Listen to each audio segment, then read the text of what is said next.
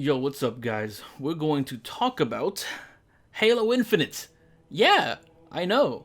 Not exactly a Switch game, but I think little by little in this channel, we're gonna, gravitate, dip our feet in some other, consoles and some other content in general.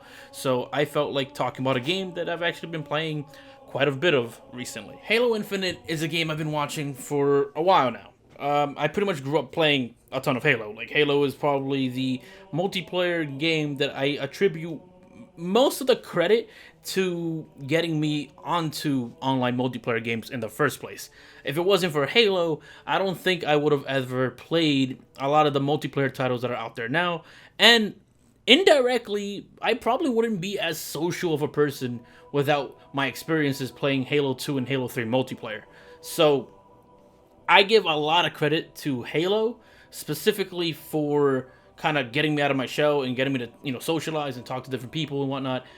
Some of it positive, and some of it, if you remember the the old Xbox 360 Xbox Live days, not so positive and very toxic. But I made a lot of very good friends on there and a lot of very positive memories. So you can say that Halo is a franchise that is very near and dear to my heart. But here's the thing. Ever since they transitioned from Bungie to 343, the games have been, well, at best mediocre. They haven't really been all that. Halo 4, I would say, is just the bare minimum of what I would find to be acceptable. And Halo 5 was just bad. I know there's people out there who like Halo 5, but for me, it was just bad. It was the first time I played a Halo game where I felt like it was just completely bad. Um, and that's how I feel about it. But so Halo Infinite rolls around. I've been keeping my eye on it because I'm hoping that Halo 5 is just that one time that the Halo series got to a really bad place for me, and that they can make a comeback and come back strong and do something great. Now Halo Infinite obviously is not out yet. I'm not gonna know exactly how good it is, but if you are aware, and I'm sure most of you are, Halo Infinite multiplayer has essentially dropped early, and I've been playing it for the last few days. Now, it is a beta. Now, not a lot of people are pointing this out, but it is a beta. So that means that there are going to be some limitations, although that really doesn't seem to be the case if you actually bother to go into the posts that have been made on the Halo Twitter account revolving this beta of sorts. Now, it is only really a beta, I think, in terms of name, because I don't see what exactly makes this a beta, other than the fact that it's before the release of the full game on December 8th.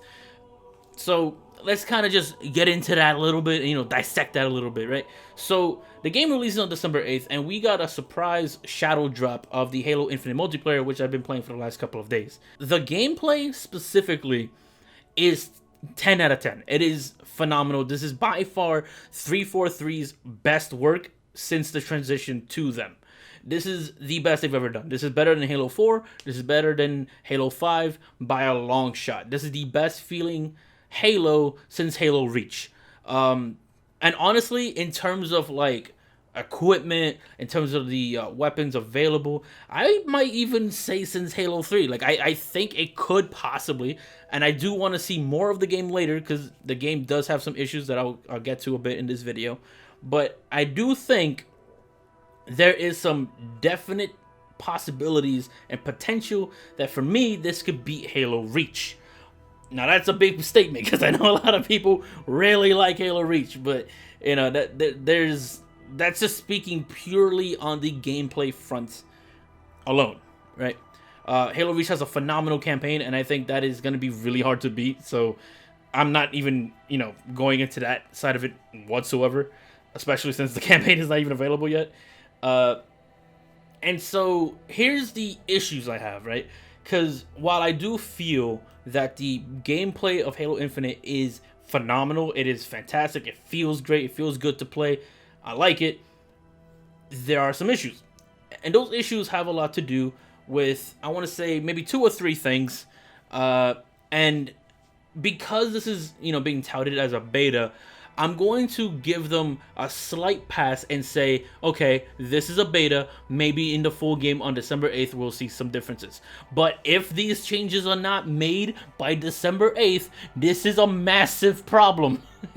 A massive problem. All right, so first, the Battle Pass. I think this is the most agreed upon issue within the entire Halo community. So if you're, in the community at any point, you most likely know what I'm about to refer to.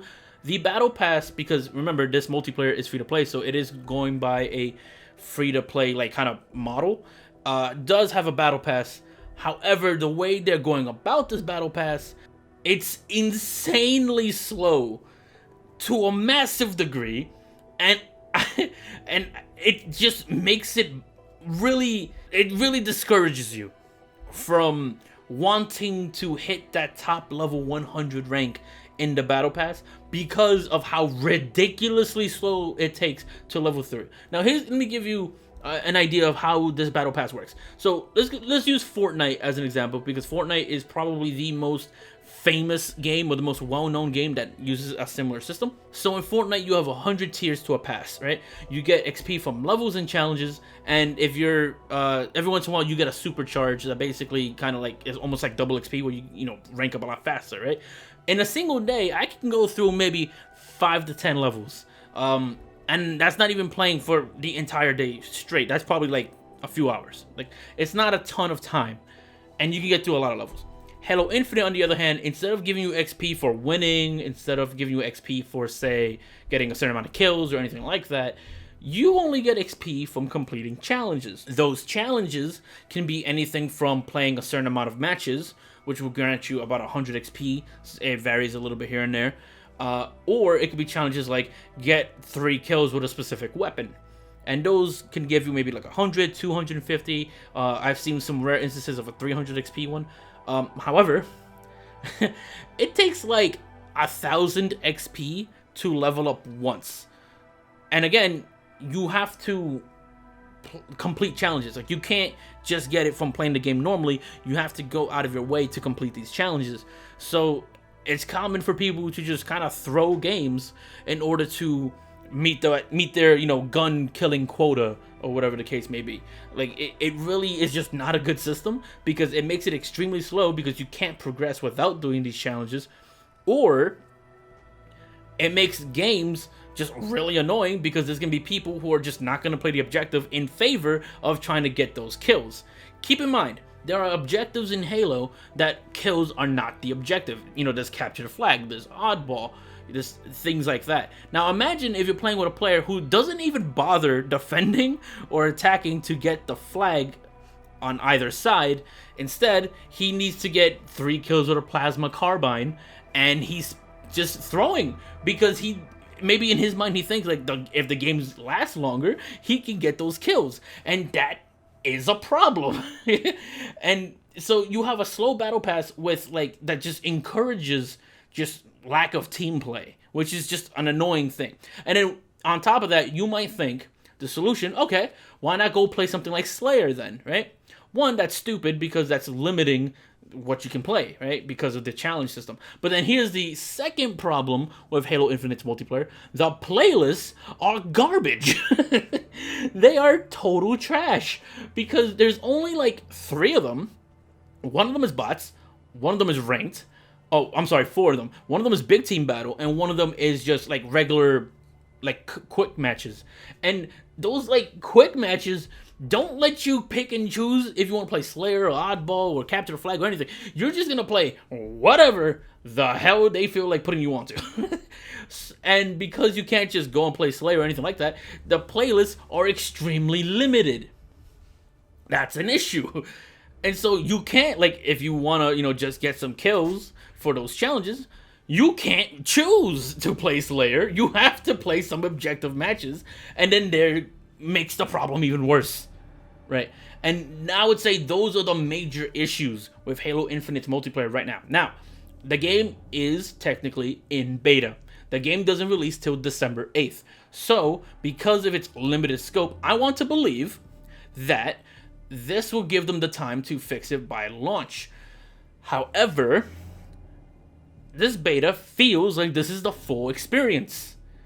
And if it ends up being the full experience, if it's not fixed in time for the game's release, this will be an issue because it'll be the most bare bones multiplayer ever that just does not give you any options whatsoever. But that's kind of what I feel about the game right now. So if you're someone who has a PC who's been playing Halo, or maybe you're playing on an Xbox Series X, or maybe an Xbox One, you can't quite haven't updated yet. Let me know how you feel about Halo Infinite's multiplayer at the moment. I think the gameplay is phenomenal. I'm pretty much in love with just playing the game just on a gameplay front, but it is missing so many things, and that battle pass is the grindiest motherfucker I've ever seen ever. Like, it is bad. But let me know how you guys feel, and until then, I'll see you guys in the next one. Shifty, yeah, Shifty, wanna be the #1 gamer, come and get me. It'd be dope if you subscribe, could you like the vid, please? Take your time, you don't gotta do it swiftly. Shifty, Shifty, wanna be